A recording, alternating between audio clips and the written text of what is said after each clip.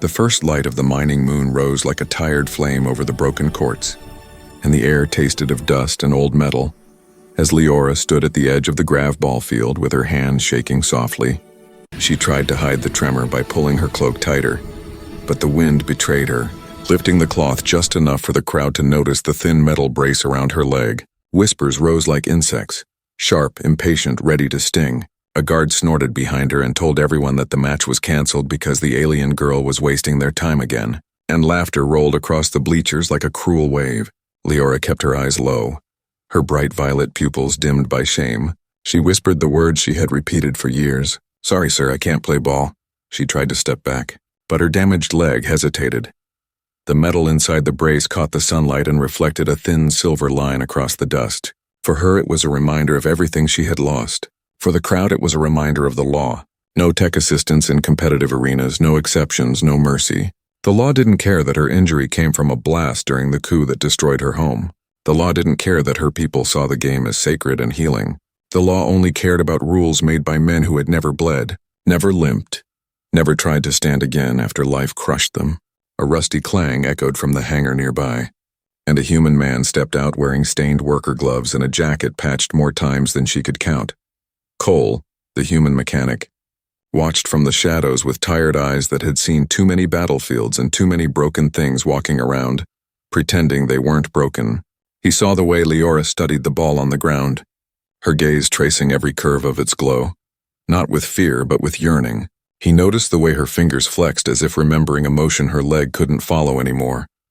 He felt something shift inside him, a quiet click in the heart that happens when a human sees someone crushed who does not deserve crushing.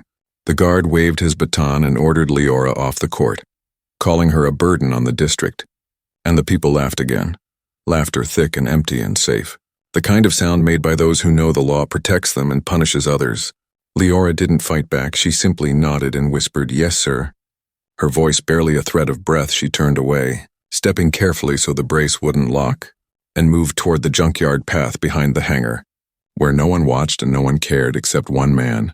Cole tossed his gloves aside and followed her, his boots crunching on broken metal scraps. The sky turned copper as the sun dipped behind the refinery towers. Shadows stretched long like fingers trying to pull the day down. He found Leora sitting beside a rusted engine core, her cloak folded around her like armor made of soft fabric. She didn't look up when he sat next to her. She only sighed and said she didn't mean to ruin the match. She just wanted to watch, just wanted to feel close to the game again. Cole asked her why she apologized to people who stepped on her spirit like mud. Leora said because it was easier than fighting. Because she had fought once and it cost her everything. Cole didn't push. He knew the sound of pain carried in silence. He simply asked if she had ever played. Her eyes finally lifted to his, and in those violet swirls he saw a fire still alive under the ash. She told him she used to be one of the best young players in her city before the coup. She told him about crowds cheering her name, about jumping higher than anyone despite her thin frame, about how Gravball made her feel like stars were dancing with her. Then her voice cracked when she said she hadn't touched a ball since the blast took her leg. Cole listened without judgment, then asked the question that surprised her. What if you could play again? Not illegally, not recklessly, but in a way the law can't punish. Leora laughed a small broken laugh and said nothing could change her reality. Nothing could rewrite a rule carved by the council. But Cole leaned forward, elbows on knees, eyes sharp with that strange spark she didn't understand. He said laws weren't carved in stone. They were written by people who were often wrong, and sometimes all it took was one act of courage to force them to rewrite everything. Leora turned away, saying she wasn't strong anymore. She wasn't fast. She couldn't even run without the brace clicking loudly. Cole said strength wasn't only in limbs, it was in heartbeats and choices and secrets. And then he looked at her in a way that made her breath pause. He told her he had noticed something about her today. Something she didn't realize she showed. She asked what, and he said he saw the way she watched the ball, the way she calculated its spin, the way her body leaned as if remembering movements it once mastered. He said talent like that never dies, it only sleeps. The wind drifted through the junkyard, carrying the smell of metal and the faint hum of distant machines. Clouds rolled overhead like ships drifting across the sky. Leora finally whispered, "Why are you helping me?" And Cole said because he hated seeing someone with fire in their soul treated like they were already ashes. Then he told her the truth. He had a plan, a secret plan that could let her play again, that could make the whole moon watch, that could challenge a law and maybe even change it. Leora's breath caught as she looked at him, unsure whether to fear this human or trust him, unsure whether this was madness or a miracle waiting to begin, unsure whether destiny was offering her one last chance. Cole stood up and held out his hand, dirt-stained, scarred, human, steady. He told her if she wanted to stop apologizing and start fighting again, she should meet him in his workshop at dawn. She looked at his hand for a long time, her heart racing quietly in her chest like something waking up after years of sleep.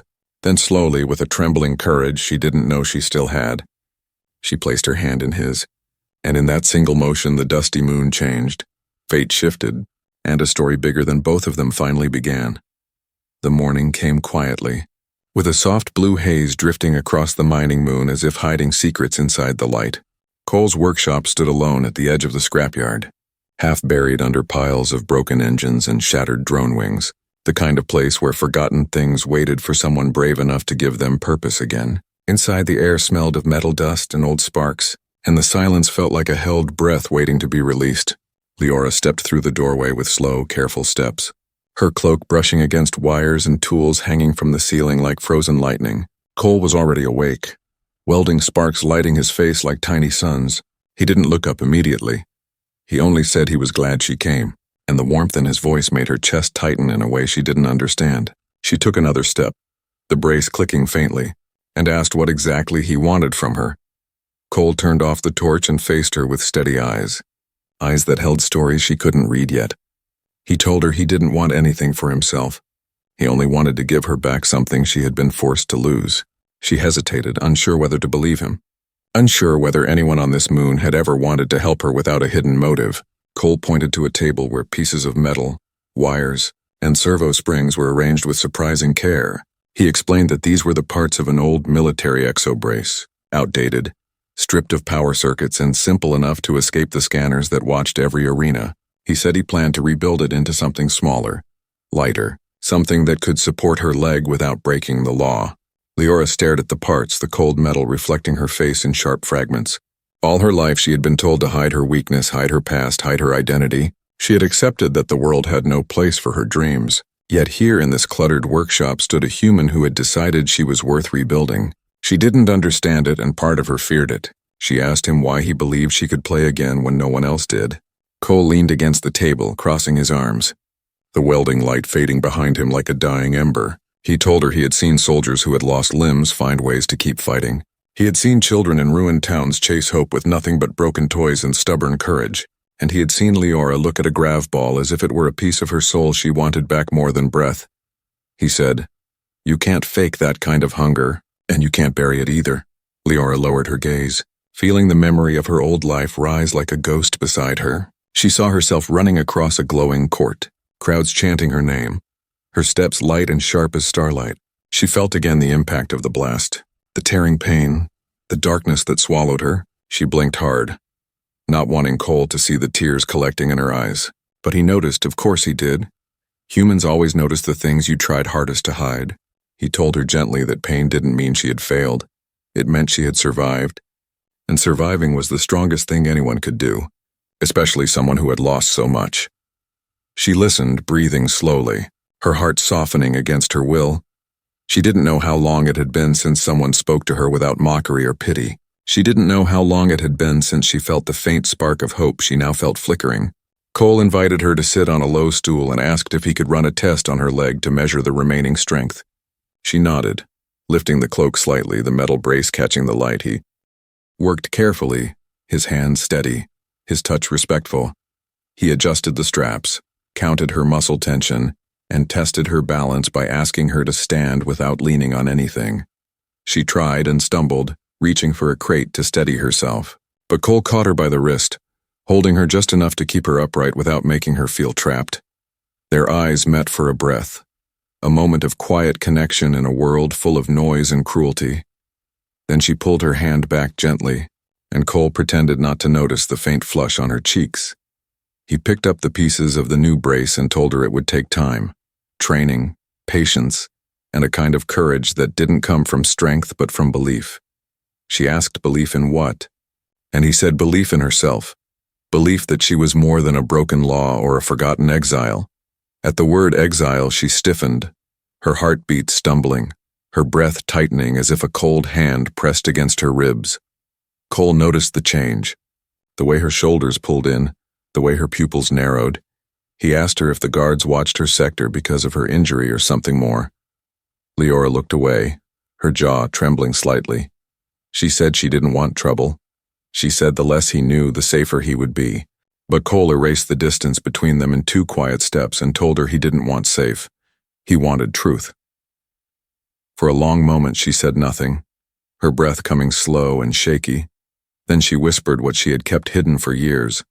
She told him she wasn't just a girl with an injured leg. She was a minor princess of the Oriole line, her family overthrown during the coup, the council hunting every surviving heir. She told him the brace wasn't her biggest burden. The blood in her veins was. She said if anyone knew who she really was, she wouldn't be mocked. She would be arrested, exiled again, or worse.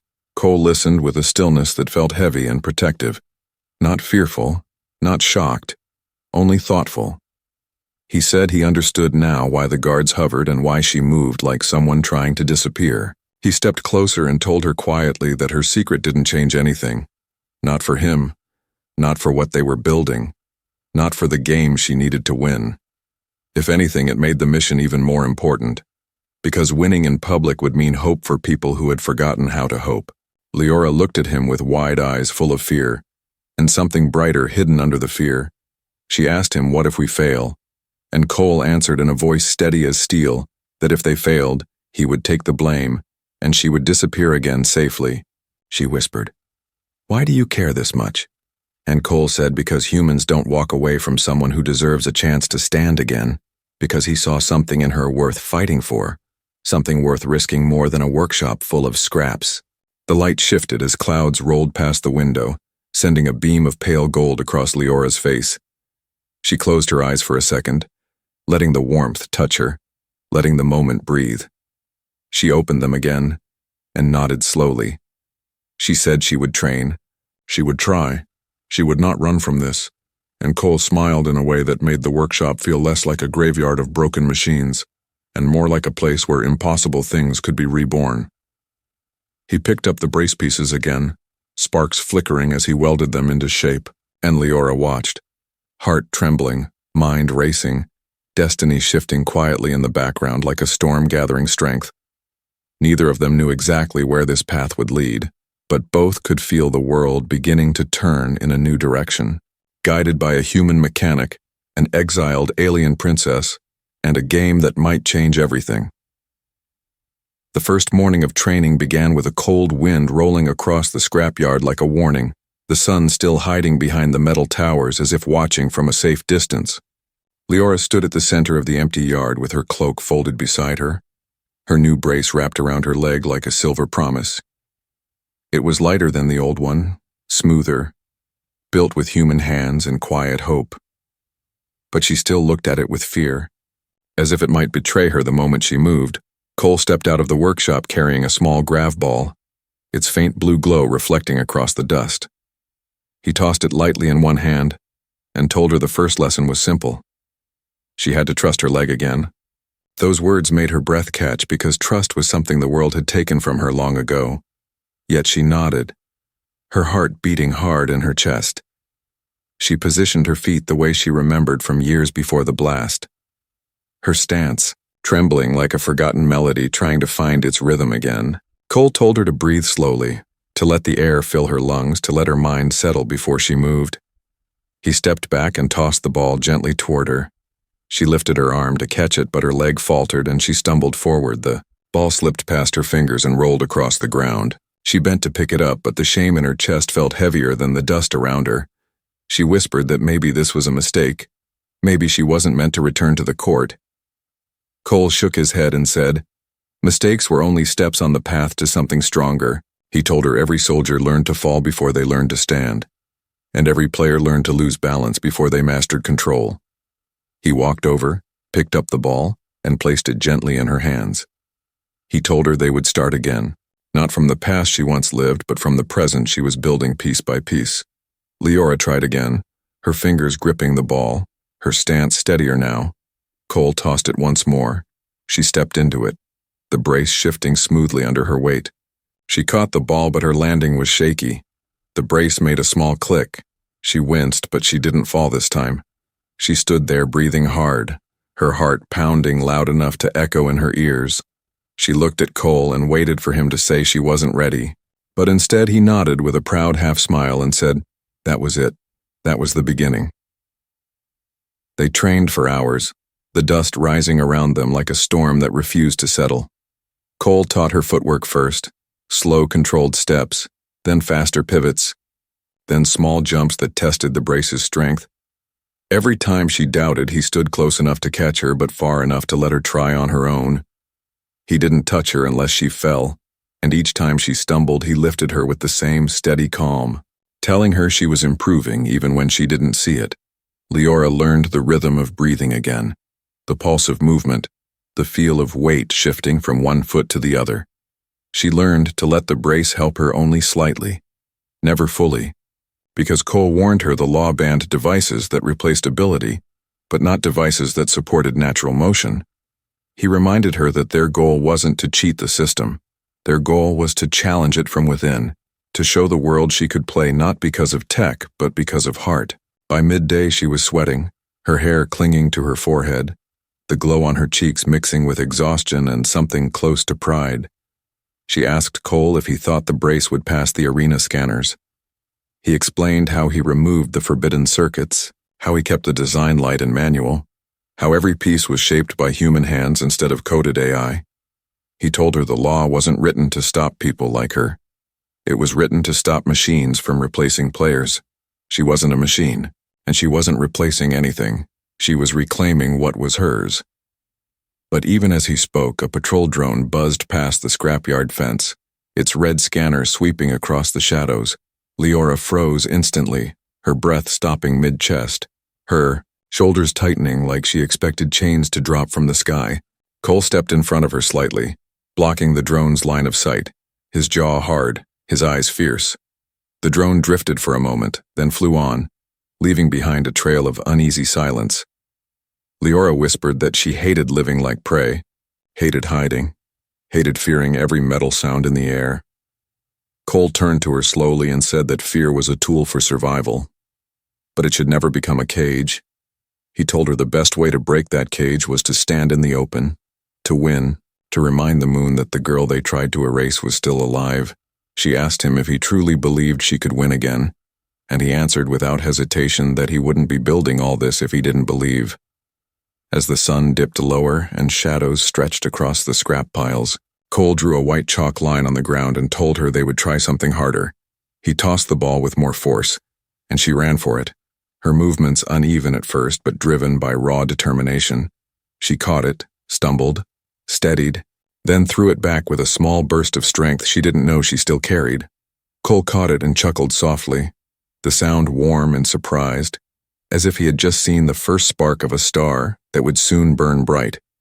With each round she grew faster, stronger, her instincts remembering things her leg had forgotten, and with each moment Cole watched her with a mix of admiration and responsibility, knowing he was guiding someone whose future could change not only her fate, but the fate of a wounded people.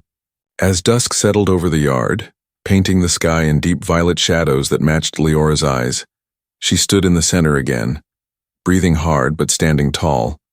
She whispered that she wasn't sure she was ready for what came next, and Cole stepped close, his voice low and steady, telling her readiness wasn't about certainty, it was about courage, and she had more courage than anyone he had ever trained.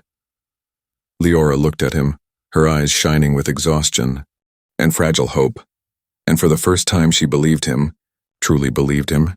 She believed she could play again. She believed she could fight, she believed she could rise. And as the wind swept through the scrapyard, carrying the scent of metal and destiny, something deep in her spirit whispered that this was only the beginning of a storm the moon wasn't prepared for. A storm born not from machines or armies, but from a human mechanic and an exiled princess, learning to stand side by side in a world that tried to break them both. The sky over the mining moon dimmed to a deep bronze as the day of the charity match approached, and the air felt tight, as if the world itself knew something dangerous was about to unfold. The arena sat in the center of the district like a giant metal rib cage, tall, sharp, cold, waiting to see who would be broken and who would rise. Leora stood behind the outer gates with her cloak wrapped around her, the hidden brace soft beneath the fabric, her heart beating so fast it felt like a drum inside her chest. She kept her breathing steady the way Cole taught her. Slow inhale, slow exhale, letting the wind cool her nerves. Cole checked the final adjustments on the brace, tightening a small latch and pressing his thumb against a sensor that wasn't a machine, but a simple pressure plate he built by hand. Everything on the device was manual. Every spring and servo made to respond only to Leora's movement. Nothing automatic, nothing illegal, he told her. She looked ready, and she whispered she hoped the world agreed. The arena gates creaked open with a long metallic groan. Stepping through them felt like walking into the jaws of a creature waiting to judge her worth. The crowd filled the stands in uneven waves, some cheering out of curiosity, some murmuring with doubt, some ready to mock her the moment she stumbled. High above them floated the inspection drones, red lights blinking like hungry eyes searching for forbidden tech. Leora felt their gaze on her skin, cold and invasive, but she kept her posture straight, her cloak draped elegantly to hide the brace that gleamed faintly beneath. The League Master stood on a raised platform, his long coat swaying like a dark banner. He looked at Leora with the same disdain he had shown since the coup. He announced her name with a tone dripping with false generosity, calling her the district's courageous participant. The crowd laughed softly, a sound that felt like needles poking her pride. Cole stood near the sidelines disguised as a mechanic in charge of maintaining the grav ball, but his eyes never left her. Steady, protective, silently encouraging. The opposing team stepped onto the field. Tall males from the Guard Academy, strong, trained, confident. They grinned when they saw her limping slightly. One of them whispered something cruel to another, and they laughed as if her presence were nothing more than a joke placed before them for their amusement. Leora ignored them and stepped onto the sand-lined grav court, her toes sinking slightly into the dust, her knees trembling, the weight of her past pressing on her shoulders.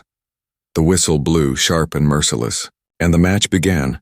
The first throw came fast, the ball glowing blue as it arced through the air like a comet. Her instinct flared, her body remembering what it once knew. She stepped forward, the brace shifting smoothly under her movement, the metal responding to her will instead of controlling her. She caught the ball with a soft thud. The crowd gasped, not loudly, but enough for her to hear the surprise ripple through them. She turned and threw it toward her teammate with a clean, controlled motion. Cole exhaled, relief crossing his face. But the guard team wasn't going to let her shine easily. Their captain charged toward her, tall and muscular, his steps heavy enough to shake dust from the ground. He slammed into her shoulder during a pass, sending her stumbling backward. The crowd roared with laughter and cheers, but she didn't fall. She steadied herself, remembering Cole's lessons, remembering how he taught her to anchor her weight through her core. The brace clicked gently, holding firm like a loyal friend. She lifted her chin and met the captain's glare with a calm fury he didn't expect. Cole clenched his jaw from the sidelines, his fists tightening at the dirty play, but he knew interference would ruin everything. He whispered to himself for Leora to trust her training, trust her breath, trust the fire he had seen in her. The next minutes unfolded like a storm, fast and unpredictable. Leora ran, pivoted, caught, and threw, each movement a gamble between fear and strength. The brace held, shifting with her like an extension of her own body. The opposing team tried to corner her, tried to expose the brace under her cloak. One even reached for the fabric in an attempt to rip it away, but she spun just in time, her feet gliding across the sand with a grace that made the crowd fall silent for a moment. That silence was the first victory, small but powerful. Then came the moment that changed the match. The ball soared high above, too high for her damaged leg to support a jump, but she remembered Cole's words. Trust the brace a little, but trust yourself more. She bent her knees, pushed off the ground, and soared in a low, controlled arc. Catching the ball midair, her landing staggered but steady, dust rising around her feet like a spotlight. The crowd erupted, cheering not for charity but for skill. Real skill, undeniable skill. The League Master's face twisted in frustration. His trap was failing. This was supposed to expose her, not elevate her. The final play came like a heartbeat before thunder. The teams tied, seconds left. The ball ricocheted off a barrier and rolled toward her. She chased it with a determination that felt carved into her bones. The captain lunged to grab her cloak and expose the brace. But Cole shouted her code word from the sidelines. A single sharp sound that cut through the noise. Leora reacted instantly, spinning away. Her body flowing in a clean arc, she snatched the ball, twisted, and threw it with all the strength left inside her. The ball shot across the court like a streak of light, hitting the target just as the final horn blared through the arena. Silence, then a roar that shook the metal walls. Cheers, gasps, disbelief turning into awe. Leora stood in the center of the court, breathing hard, sweat tracing the line of her jaw, her heart pounding like a drum of victory and fear all at once. She looked toward the sidelines, and Cole nodded at her with a pride so deep it made her chest warm. The League Master couldn't cancel the match. The drones recorded everything. The people saw everything, and the law for the first time had nothing to use against her. Leora walked off the field not as a broken exile, but as someone the moon could no longer ignore. And somewhere in the shadows of the arena, something dangerous awakened. Watching her rise with growing fear, knowing this human mechanic and this alien princess were about to become a storm large enough to shake more than a single court, a storm that would challenge laws, break lies, and rewrite destiny itself. Night fell heavy over the mining moon, the kind of night where shadows stretched long and every distant sound felt like a warning. Cole's workshop glowed faintly from a single lantern, its warm light spilling through the cracks like a heartbeat in the dark. Inside, Leora sat with her cloak draped loosely around her, the brace hidden but humming softly against her skin. She kept replaying the match in her mind, the cheers, the silence, the shock, the moment she felt herself rise after years of falling. But beneath that pride was something colder, something watching from the edge of her thoughts, something she had feared since the day her world shattered. Cole placed tools on the table gently, trying not to make noise. He could feel the tension in the air the way a soldier feels a sniper he cannot see. He asked her how her leg felt. She answered that it hurt, but in a good way, a way that reminded her she was alive, not broken, not forgotten. Cole smiled, but the smile faded quickly, because he knew victory always carried a price. And that price often arrived in the dark. The first sign came with the sound of tires cutting sharp across gravel, a vehicle approaching fast, too fast for a friendly visit. Cole stepped toward the window and peeked through a gap in the metal sheets. A black transport van crawled toward the workshop, its lights off, moving like a silent predator. Leora went still instantly, her breath freezing in her throat. Cole didn't need an explanation. He knew what this meant. He knew the regime wouldn't allow her victory to spread without response. He grabbed her shoulder gently and whispered that they had to move. Now she nodded, eyes wide with fear but body steady. She had lived through raids before.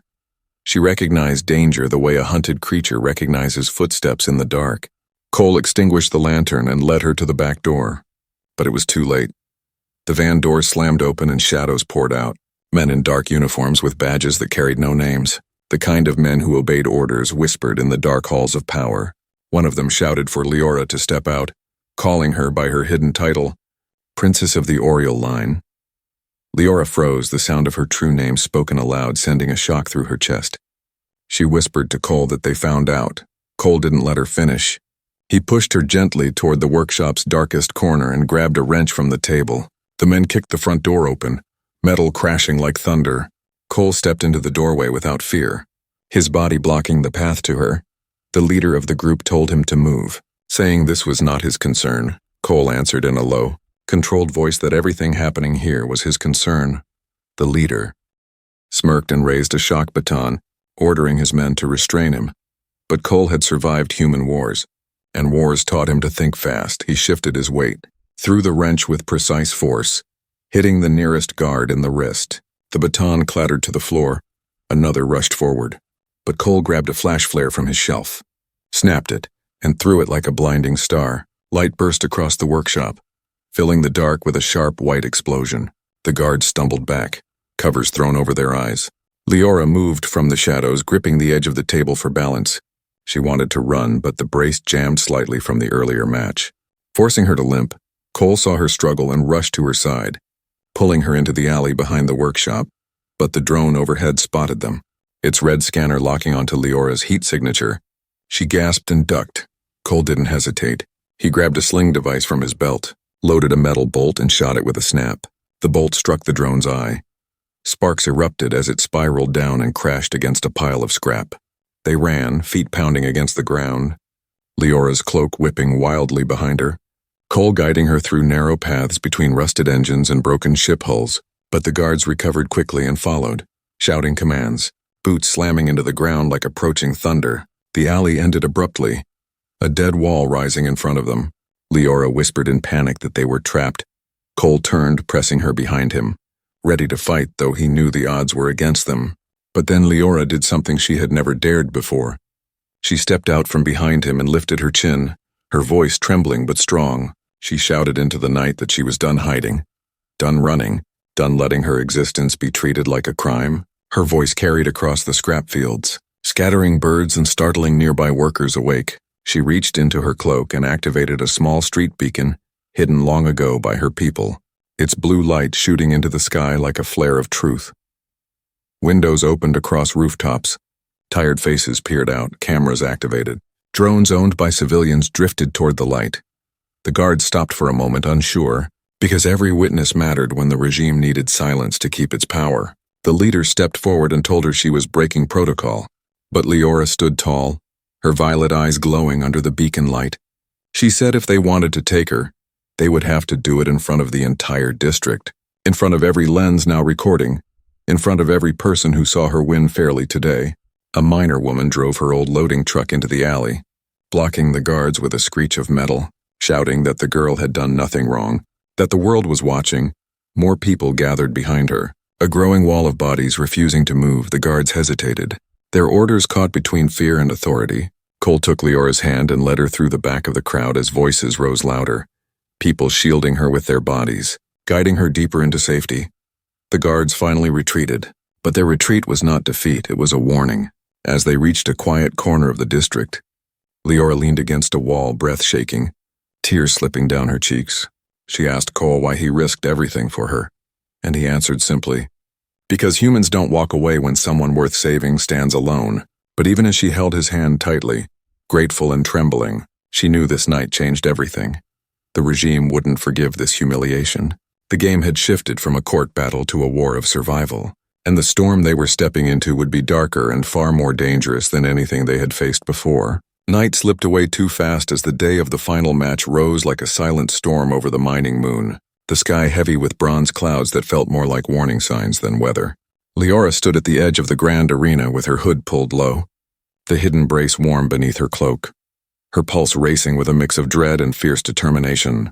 Every breath she took felt like it carried the weight of an entire people who had forgotten how to hope until she stepped back into the light.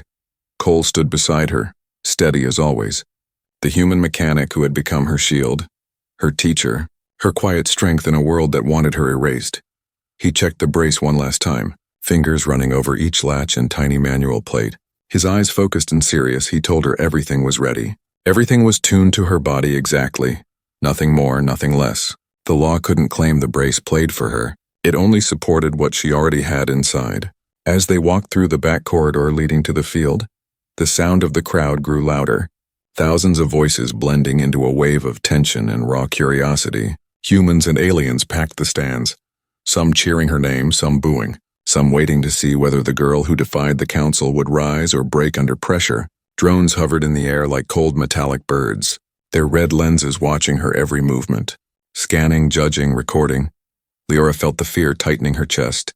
But she remembered the night in the alley, the people who stood up for her, the way Cole held her hand as if anchoring her to this world when everything tried to pull her away. She whispered to him that she was scared. He answered softly that courage isn't the absence of fear. It's choosing to move anyway. When they stepped out onto the arena floor, the sound crashed over them like a wave. The dust dancing at their feet, the air vibrating with energy. The opposing team stood ready on the other side, their captain tall and proud, his armor gleaming with the regime's emblem.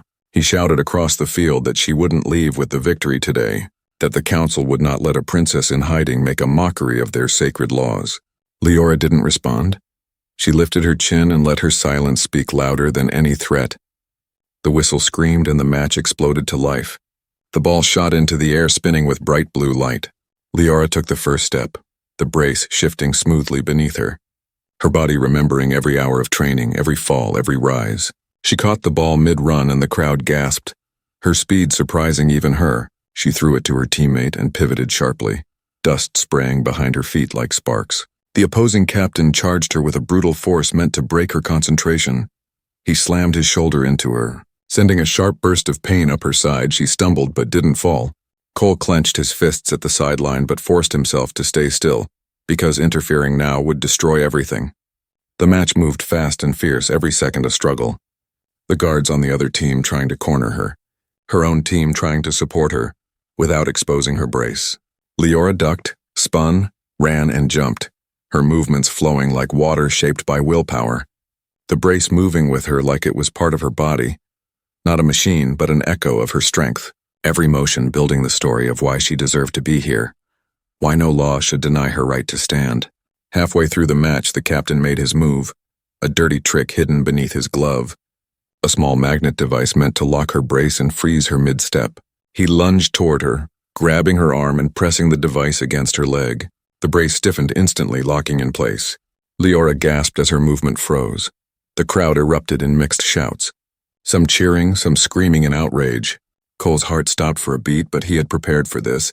He had seen enough battles to know enemies never play fair. He had added a manual override hidden beneath the fabric of her cloak. A tiny lever near the inner strap only she could reach. He shouted a single word, sharp and urgent. Leora reacted instantly, her fingers finding the lever, clicking it with a precise movement. The brace released with a soft metallic sigh, life returning to her leg in a rush. She pushed off the ground, spinning out of the captain's grip, her breath sharp and fast, her eyes blazing with a determination that washed the fear away. She caught the ball with one hand as it bounced off a barrier, her body moving in a perfect line of speed and grace. The crowd fell silent in awe at the sight of her tearing across the court like a falling star.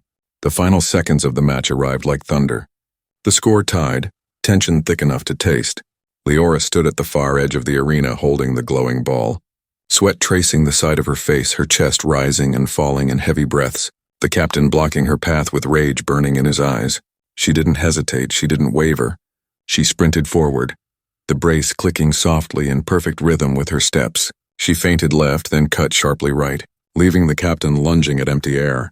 She leapt into the final throw, twisting her body just as Cole taught her, releasing the ball with every ounce of power left inside her. It flew through the air like a comet spinning blue, cutting through wind and space before striking the target right as the final horn blasted across the arena. For a moment the world froze, then the entire stadium erupted in sound. A roar so powerful Leora felt it in her bones. People jumped to their feet, cheering her name, screaming with joy, disbelief, hope, everything all at once. Cole's eyes shined with pride so deep it made her chest warm. She had done it, she had won, she had proved herself not as a princess, not as a charity case, not as a broken exile, but as a player, a warrior, a symbol. But as the celebration grew louder, Leora felt something colder creeping at the edge of her awareness. She glanced toward the High Council box and saw their dark figures watching, not cheering, not impressed, only calculating, silently planning their next move. The match was over. But the real battle was only beginning. The arena lights dimmed slowly as the cheers faded into the night, leaving only the soft hum of broken wind and the trembling beat of Leora's heart as she stood in the center of the empty court. Victory still warm on her skin, sweat cooling on her forehead, the ball's final echo still ringing in her bones. She looked toward the stands where moments ago thousands of voices had risen for her, but now the seats felt like hollow shadows watching her with silent expectation. Cole reached her side, breath steady, eyes shining with pride that softened every scar on his face. He placed a gentle hand on her shoulder and told her she had done more than win a match. She had torn open a wall the council thought unbreakable. She whispered that she felt strange, like she had stepped into a light too bright for someone who had spent half her life hiding. Cole told her that stepping into the light was exactly what she was born to do. But even as he spoke those warm words, Leora felt a cold prickle crawl up her spine. The feeling of being watched by something dangerous. She turned and saw the High Council observers leaving their private box, their dark cloaks trailing like shadows dripping from the balcony, their expressions unreadable, sharp, calculating. She knew that victory had painted a target on her back brighter than ever before. Cole guided her through the side corridor, away from the crowd still celebrating outside. The air was thick with dust and distant echoes, each step heavy with the weight of what they had done. Leora inhaled deeply and whispered that she feared what tomorrow might bring. Cole glanced at her with a quiet smile and said tomorrow would come with its storms. But storms only hit those who stand tall enough to be seen. They exited into the industrial lanes behind the arena, where the glow of neon pipes cast strange colors across the gravel. Workers leaned out of windows cheering her name. Children ran up to touch her cloak, their faces beaming with awe. Mothers nodded at her with soft gratitude. Men saluted Cole for protecting someone who had become their symbol. Leora felt her chest tighten at every smile, every hope reflected in their eyes. She never wanted to disappoint them, never wanted to fail them, but pressure curled inside her like a fist she couldn't unclench. As they reached a quieter district, Cole led her to the back entrance of the council hall where a group of officials waited with rigid backs and cold expressions. Leora stiffened, expecting accusations or arrest. But instead, the head counselor stepped forward and announced that due to her public victory and the overwhelming support of the people, a law review panel had convened immediately, and the outcome was decided. Cole tensed, ready for the worst. But the next words fell like a soft shock. The council had agreed to pass a new regulation, a fair play addendum allowing assistive devices so long as they did not replace natural skill or decision-making. The brace she used was deemed legal under this new rule. Her win stood clean and unquestioned. The court erupted with applause from those present, but Leora did not cheer. She simply stared in disbelief as the weight of years lifted gently from her shoulders. The counselor continued speaking, but Leora barely heard the rest. Her mind swam with memories of dust-filled courts, cruel laughter, guards tearing hope from her hands.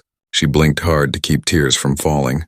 Cole stepped closer, his voice low and warm, telling her she had changed a world tonight, not with her title, not with her bloodline, but with her will, her courage, her refusal to stay broken. After offering a final bow to the council, she walked with Cole toward the outer steps where the night wind brushed against her face softly. She sat on the cold stone railing, staring at the distant lights of the city. The stars above seemed brighter than usual, as if watching her with gentle curiosity. She hugged her knees and whispered that she had never imagined this day would come. Cole sat beside her, elbows resting on his knees, saying that sometimes destiny waits for the right moment to reveal its path. Sometimes it waits for someone brave enough to walk it. Leora turned to him, her violet eyes glowing under the moonlight.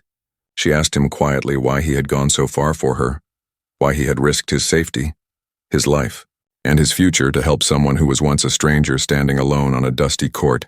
Cole did not look away.